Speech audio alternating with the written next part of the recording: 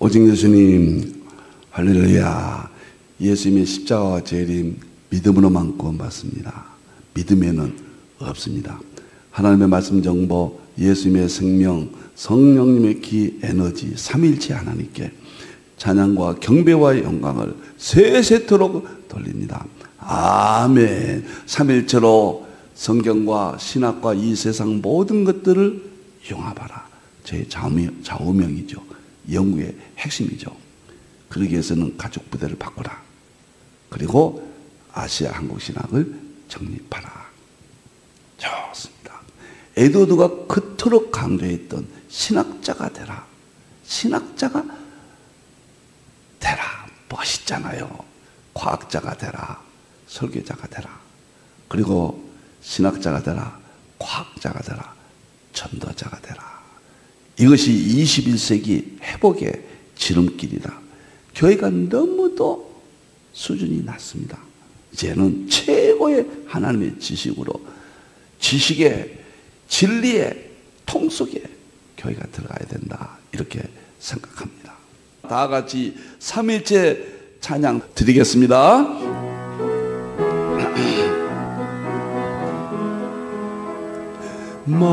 말씀의 하나님, 말씀의 하나님, 참 말씀의 나의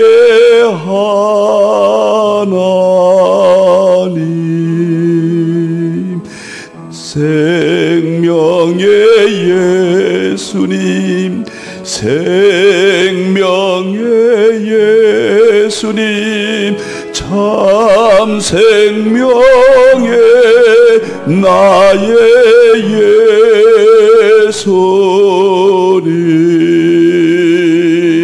능력의 성령님, 능력의 성령님, 참 능력의 나의 성령님.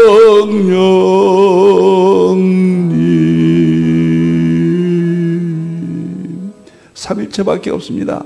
네, 다음 주 월화 표준 모형 촉근이론 11차원 막이론 새로 썼습니다. 250여 페이지입니다.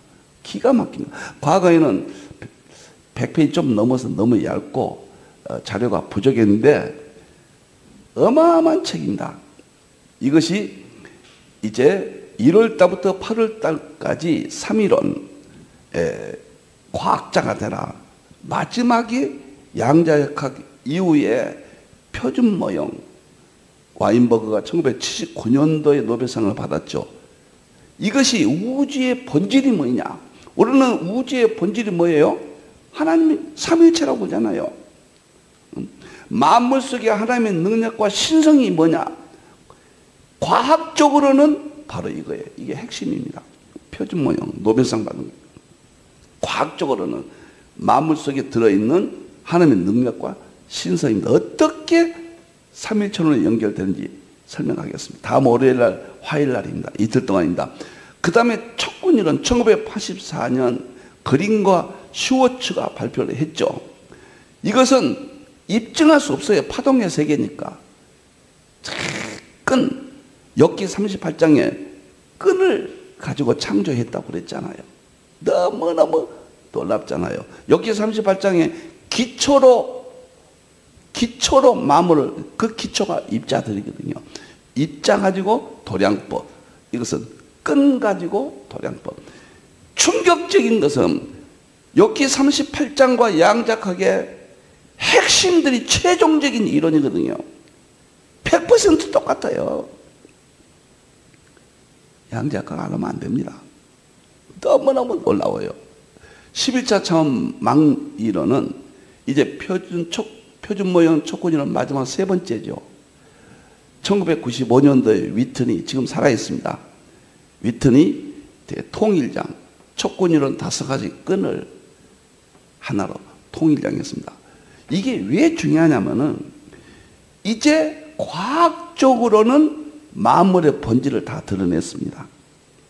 만일에 이것이 성경과 융합이 안 되면은 과학이 승리했다고 자신들을 선전할 겁니다. 이제 종교는, 기독교는 거품이다, 이렇게 말할 것입니다. 이것이 성경 안에 있다, 성경이 먼저 기록했고 성경의 도움을 받지 않으면 이것도 안 된다. 이것을 설명하는 것이 저의 책 이론입니다. 얼만큼 이게 중요한지 모릅니다. 그런데 이 책이 나왔는데 세상이 모르고 있거든요. 너무너무 아파요. 어마어마한 책입니다, 이 책은. 그래서 이제 8월 달까지 과학자가 되라, 이 책으로 결론을 마치고, 이것 때문에 지금 융합시대가 열렸고 창세기부터 계시록까지 융합하고 신학도 융합하고 이제 성경과 이 세상을 융합해서 우리가 승리할 수 있는 최종 승리입니다. 이것 때문에 가능한 거예요. 성경은 완성됐지만은 깨닫지 못하고 있거든요. 이제 성경을 드러내서 깨닫게 해주신다. 우리가 승리하게 해주신다. 저는 융합시대로 갔잖아요. 다니엘서 2장 43절 45절에 철과 진흙이 합치면 그 융합이거든요. 예수님이 뜨인 돌이 나타나서 재림하시고 천년왕국 한 나라를 세운다. 바로 그 시점이 입증하는 것이 바로 이 과학의 이론입니다. 너무너무 중요합니다. 다음은 월요일 화요일날 많이 와주시길 바라고, 9월달부터는 이제 3일체론, 어거스틴의 3일체론으로 세 권을 바로 시작합니다. 그리고 10월달에는 저희 대표 3일째 교리 과학적 입증, 이렇게 진행이 되겠습니다. 3일째 과학신화 제자훈련 제 심장입니다. 제 마지막 제가 전하는 바로 장소입니다. 자, 그 다음에 보겠습니다. 오늘은 양자역학과 예수님의 세계, 이제 양자역학으로 바로 서론 부분 다 마치고 직접 들어가겠습니다. 이것은 평신도형이고, 특주가 양자역학이 설명하는 22가지 이론이 있습니다. 이것이 중요하죠. 양자역학 바로 들어가면은 전체가 못 봐요. 이제 전체를 보여줄 겁니다. 22가지 이론으로요. 네. 하나님의 말씀은 로마서 1장 20절, 욥기 38장 4절 5절, 시편 19편 1절 4절. 이것이 양자역학의 3대 핵심입니다. 이것은 앞으로 계속해서 이 구절을 여러분에게 전하겠습니다. 자, 우리가 잘 아는 구절인데 본보겠습니다. 로마서 1장 10절, 만물 가운데 자연이죠. 영원성이 있고 하나님의 능력이 있고 신성이 있다. 이것이 최종적으로는 양자역학이에요. 두 번째 구절입니다. 욥기 38장 4절 5절, 양자역학의 기초가 입자입니다. 기초가 입자예요. 그리고 도량법은 표준모형 촉근 이론이에요. 그 다음에 줄은 특히 촉근, 줄, 끈 이론, 띄웠다가 양자의 상태입니다. 우주 가운데 양자의 상태. 이 두 번째 구절이 잊지 마십시오. 양자역학을 이해하는데. 세 번째는 시편 19편 1절 4절, 우주 가운데 양자 상태에 띄웠다, 이 소리를 말한 겁니다. 우주 가운데 하늘 이 끝에서 저 끝까지 소리를 가득 차 있다. 이것이 양자의 상태예요. 이 세 가지 구절을 양자역학의 3대 구절입니다. 제가 깨달았던, 여러분들 꼭 기억하시기를 바랍니다. 자, 다음 보겠습니다. 오늘부터 특주는 제가 말씀드렸듯이 양자역학 전체를 한눈으로 볼 수 있도록 그렇게 되어 있습니다. 바로 들어가면 이제 개별적으로 공부하잖아요. 그러니까 이게 아주 중요합니다. 제가 이렇게 양자역학 전체를 22가지로 묶을 수 있다는 것도 하나님의 은혜죠. 자, 보세요. 이제 과거, 현재, 미래인데 오늘은 여기 밑에 보세요. 5가지로 되어 있거든요. 22가지가 간단하게 요약했기 때문에 자기 지식 삼는 데는 절호의 기회죠. 자, 양자역학의 기초 이거 간단히 설명했습니다. 그 다음에 양자역학의 핵심, 원자, 원자핵, 전자, 이것이 양자역학의 핵심이거든요. 세 번째는 양자역학 핵심 이론 연구와 완성이에요. 이것은 양자역학에 누가 어떻게 연구를 했느냐, 하이젠베르크까지 완성되잖아요. 이것은 양자역학 이후에 표준모형 촉근이론, 11차원 망리론이거든요. 그리고 양자역학 이후에 최종 대통일장, 부족한 종이 3일째 본질 실제론 대통일장, 이것이 양자역학의 세계다. 자, 그 다음에 첫 번째 설명을 하겠습니다. 양자역학의 기초, 빛. 양자역학을 어디서부터 출발할 것이냐? 놀랍게도 빛이에요. 이 빛은 굉장히 중요한 의미를 갖고 있습니다. 제가 요한복음 1장 1절에서 4절 이 빛이 나오잖아요. 태초에 말씀이 계시는 이 말씀은 예수님이죠. 이 말씀이 하나님과 함께 계셨으니 그 하나님은 성부 하나님, 이 말씀 되신 하나님은 성자 예수님이죠.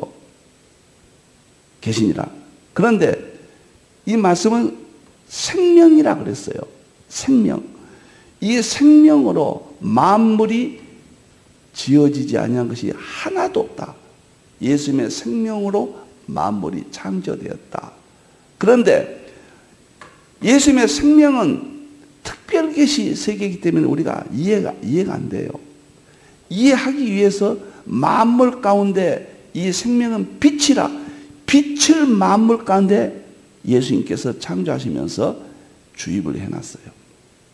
그래서 우주 물리학이라고 하는 것은 첫째 빛을 통해서 깨닫게 됩니다. 빛이 아니면은 한 가지도 들어갈 수가 없어요.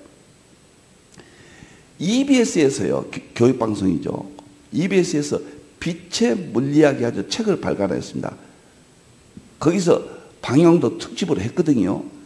양자역학까지 모든 물리학은 빛을 연구하는 물리학이다, 학문이다. 그 책의 주제가 그거예요. 우리가 말하는 우주 물리학, 양자역학, 연력학이 전부 빛의 세계입니다. 빛은 누구예요? 일반 계시에서 예수님을 이해하는 방법이에요. 우리 예수님을 만나는 방법입니다. 빛 자체가 예수님은 아니지만은 예수님께 인도하는, 그러니까 물리학의 핵심이 빛이다. 요한복음 1장 1절 4절에 기록됐다. 충격적입니다. 놀랍잖아요. 그래서 저는 양자역학을 빛에서부터 연구해야 된다, 그렇게 생각을 합니다. 이제부터 빛은 최초에 누가 관심을 가졌느냐? 물론 기원 전부터 빛에 관심은 있었지만은 물리학적으로 주목할 만한 빛의 연구는 호이겐스입니다. 최초에. 뉴턴과 같은 시대인데요. 호이겐스는 빛이 파동이다, 이 말이 중요합니다. 파동이다. 빛은 입자와 파동이거든요. 두 가지로 되어 있거든요. 그런데 빛의 입자와 파동을 광자라고 그래요. 광자. 이 광자가 양자역학, 입자, 파동, 이중성으로 연결되면서 양자역학이 태동이 됩니다. 빛과 양자역학은 절대적인 관계에 있어요.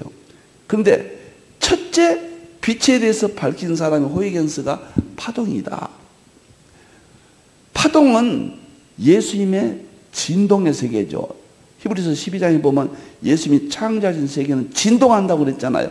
그것을 입증하는 거예요. 히브리서 12장 20절 27절이 예수님이 창조 세계가 진동한다. 파동이나 진동이나 똑같은 거거든요. 너무너무 놀라요. 이렇게 성경이 위대하고 과학이 성경과 이렇게 짝을 이루어서 성경을 마지막 드러내고 입증하고 완성시켜준다. 빛이 양자역학의 핵심이다. 놀랍고 놀랍습니다. 제가 놀랍다는 말만 착합니다. 네덜란드 출신 천재과학자 호이겐스는 1690년에 빛은 파동이다. 여기서부터 양자역학이 태동됐다. 넓게 볼 때, 그 말이에요. 넓게 볼 때. 1680년에 만운경에 쓰이는 무색에 대한 렌즈를 발명을 했다. 당시 뉴턴은 빛은 입자설인 우주에 있으므로 빛의 파동설은 주목을 받지 못했다. 뉴턴은 그때 황제지요, 과학에. 뉴턴은 입자라고 그랬거든요. 그러니까 이 빛은 빛을 보지 못했어요. 그냥 감춰졌고 감히 학설로 대접을 받지 못했습니다. 이 빛이 물리학의 빛이 히브리서 12장 26절 예수님이 창조하신 세계는 진동이다. 그 말과 된다. 그 다음에 다른 용어로 말하면 요동이다. 빛의 요동이다. 이런 말로 입증이 됩니다. 두 번째, 참 너무 재밌었어요. 제가 제 인생에 계시록을 1985년도에 깨달으면서 이렇게 하나님의 말씀이 이렇게 재미있고 이렇게 위대하고 이렇게 엄청난 것인가. 그 다음에 1985년도부터 제가 빠져버렸고 86년도부터는 계시록을 연구하면서 상징 해석하기 이렇게도 신비한가. 상징에 그냥 푹 빠졌습니다. 그래가지고 86년도부터 설교가 관점 설교, 그것이 태동이 됐습니다. 이 세 가지가 저를 정말 행복하게 했고 제 목회 인생의 핵심이었고 세미나를 2000번 할 수 있었던 정말 계시록과 상징과. 그런데 그때 우리가 불렀던, 제가 제일 많이 불렀던 찬송이 주의 말씀 받은 그날 참 기쁘고 즐겁도다. 그냥 말씀이 우리 교인들하고 개척할 때 얼마 되지 않는데 그냥 종말론에 빠져가지고요, 상징이 빠져가지고 설교에 빠져가지고 기쁘고 기쁘다 주 나의 죄 다 씻은. 이제 말씀이 깨닫으니까 내 죄가 막 씻어지는 것 같아요. 기쁘고 기쁘다. 주의 말씀 너무너무 많이 불렀습니다. 그냥 말씀이 새로운 세계를 보고 말씀이 그냥 심취해가지고 받은 그날. 그런데요, 또 한 번 제가 경험합니다. 그때보다 더 엄청난 것. 2016년부터 7년 동안 3일째 과학신학입니다. 과학의 세계를 보고 형용할 수가 없어요. 어떻게 제 마음을 표현을 할까? 정말 하늘을 찌를 듯한 성경에 대한 사랑, 삼일체에 대한 경외심. 제가 목사로서 이런 학문을 연구할 수 있다는 자부심.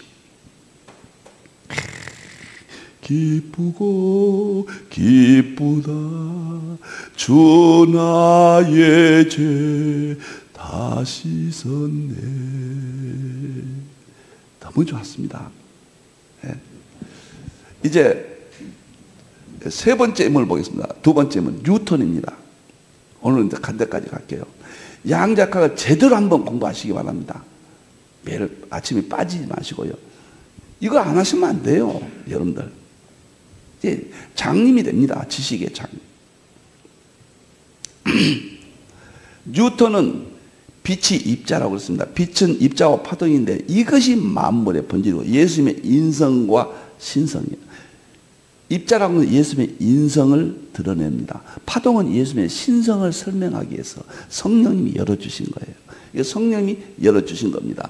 뉴턴은 1660년 중력에 이게 제일로 3대 물리학의 3대 업적이 뉴턴의 중력의 법칙, 아인슈타인의 상대성, 하이젠베르크의 불확정성의 원리.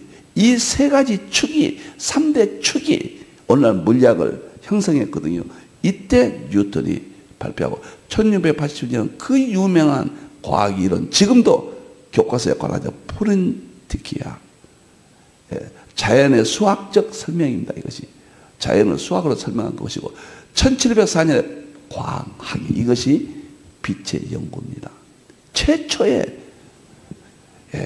정말 멋진 멋진 과학이 있는데 다 좋은데 이 빛은 입자라 이렇게 설명했고, 그 후에 100년이 넘도록 뉴턴의 빛은 입자다, 이것이 정설로 왔고, 이것은 왜 중요하냐면요, 빛이 입자라고 하면서 시간과 공간의 개념이 확정됐고 학문으로 들어왔고, 그 다음에 결정론이 여기서 나왔고, 연속적 사고가 여기서 나왔습니다. 시공간의 세계가 여기서 입자란 데서 형성이 된 거예요.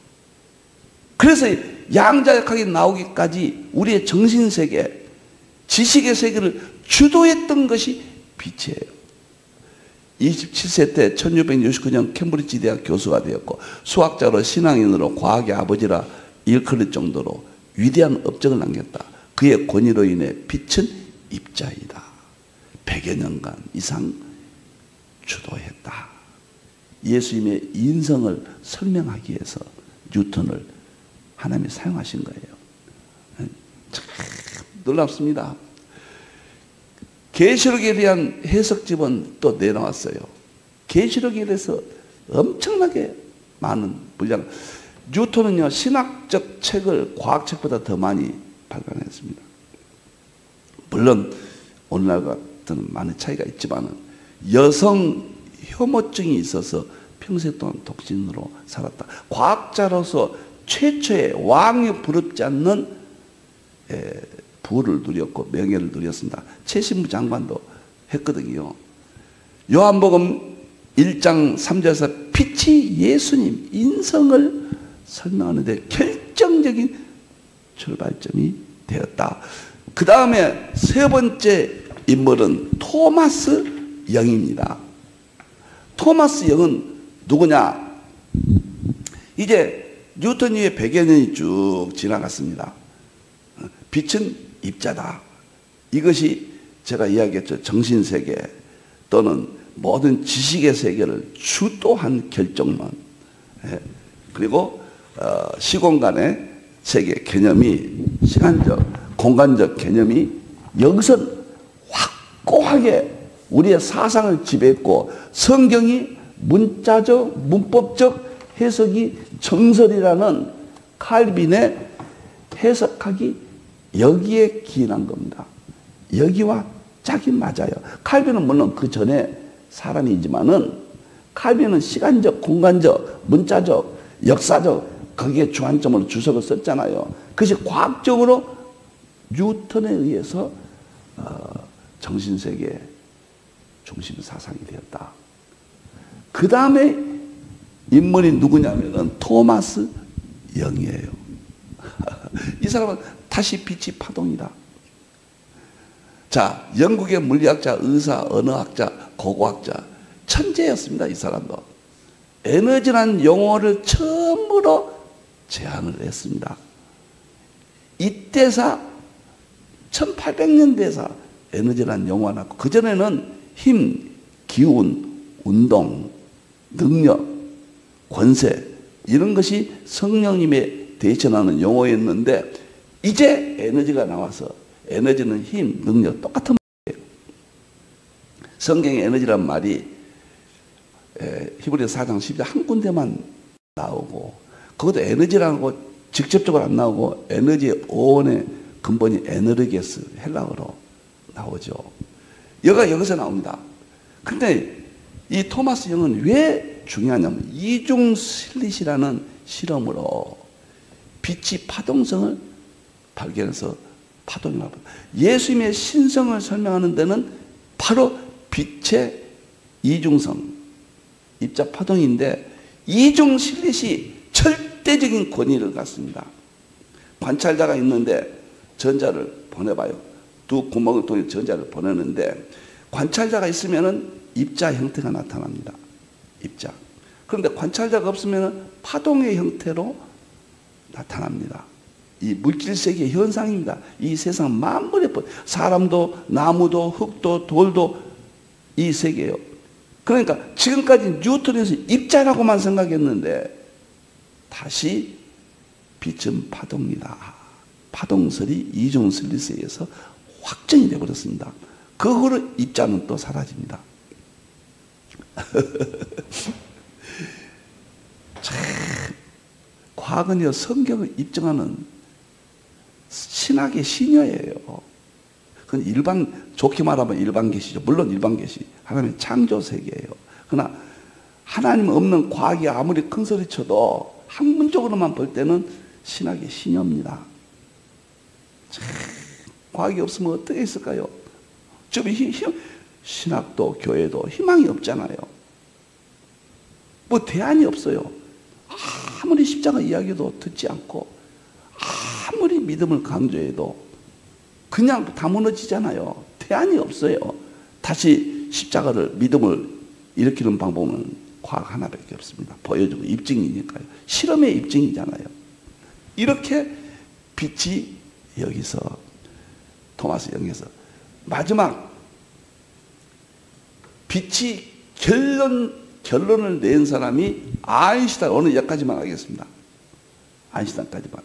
아인슈타인은 1905년도에 광양자론을 썼거든요. 역사상 가장 위대한 또 내용이죠. 뭐 상대성 이론은 더 유명하지만 광양자론은 뭐냐면 빛은 입자와 파동이다. 예수님의 인성과 신성을 입증하는 겁니다. 예수님이 만물을 창조하셨거든요. 생명으로. 그리고 빛을 만물 속에 넣어서 예수님을 알게 한 겁니다. 그래서 빛은 예수님이라고 그랬잖아요. 빛은 생명이라. 빛이 왔으니 사람이 알지 못했다. 만물 속에 빛이 있어도 물리적으로도 빛은 몰랐거든요. 이제서 알게 됐잖아요.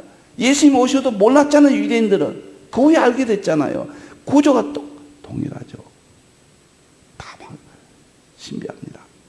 자, 그런데 광양자론은 1905년도에 브라운 운동 광양자론, 특수 상대성 이론, 이 세 가지가요 결정적으로 성경을 입증하는 내용입니다. 광양자론 하나만 제가 오늘은 양자역학과 관련되니까요 설명을 드린 겁니다. 여기에서 빛이 입자와 파동으로 1905년도에 확정이 되고 1921년도에 그 후에 16년이 지났습니다. 인정받은 노벨상을 받았어요. 아인슈타인이 상대성 이론으로 노벨상 받은 게 아니에요. 바로 광양자론을 받았거든요. 이게 왜 중요하냐? 성경적으로는 예수님의 인성과 신성을 입증할 수 있는, 지금까지 예수님의 인성과 신성은 철학적으로 인간으로서 하나님으로서 언어로 말로만 했거든 입증은 안 됐거든요. 우리는 철학적인 설명을 그대로 믿었지요. 그런데 그것을 입증할 수 있는 계기가 여기서 온 겁니다. 여기서 입증할 수, 여기에서 양자역학이 태동이 돼요. 물론 막스 플랑크가 1900년도에 양자 가설이라는 것을 발표했지만은 실질적으로 이것이 폭발을 일으킵니다. 양자역학은 입자와 파동을 연구한 거예요. 전자가 파동의 성격을 어떻게 나타내느냐, 그 이야기거든요. 전자는 입자거든요. 근데 파동의 성격을 가지고 있거든요. 입자면서 파동이다. 조금 어려울지 모르지만은 이해하셔야 됩니다. 아인슈타인은 하나님께서 쓰신 일반 계시 가운데도 하나님 일반 계시는 다 쓰세요. 불신자나 신자나 다 동일한 특별 계시는 교회 안에 우리만 주셨지만 일반 계시는 이방인들에게도 다 주십니다. 그것이 칼빈이 진리가 어디에 있든지 거부하지 말아라. 우주 물리학, 의학, 자연과학을 연구하면은 하나님에 대한 신학에 대한 핵심을 통찰해 버린다고 그랬거든요. 이제 통찰하게 되잖아요. 자, 오늘은 양자역학 22가지 전체를 보는데 빛 이야기 하나만 설명을 드렸습니다. 우리 예수님을 드러내는 멋지고 멋진 빛에 대한 이론이었습니다. 기도하겠습니다. 감사합니다. 하나님, 빛 대신 예수님, 만물 속에 예수님의 생명이 있는데 빛을 통해서 알게 하셨습니다. 요한복음 1장 1절 4절이 입증되었습니다. 우리가 깨어날 수 있습니다. 참으로 하나님 감사합니다. 오늘 듣는 모든 분들에게 축복해 주시고 성령의 능력으로 샘을 얻게 해 주시옵소서. 다시 오실 예수님의 이름으로 기도하옵나이다. 아멘.